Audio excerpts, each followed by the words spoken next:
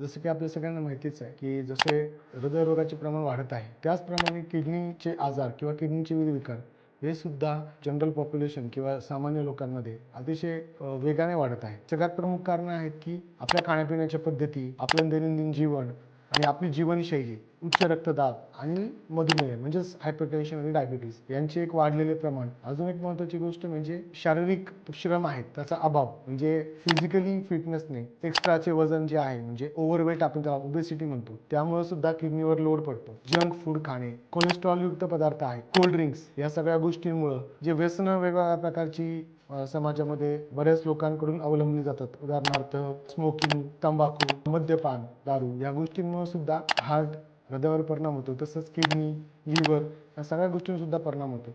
हे पण एक महत्त्वाचं कारण आहे. याचबरोबर अजून एक महत्त्वाची गोष्ट आहे की दैनंदिन जीवनामध्ये वेदनाशामक किंवा पेन किलर गोळ्यांचा सर्रास वापर करणे आणि तेही डॉक्टरांच्या सल्ल्याविना.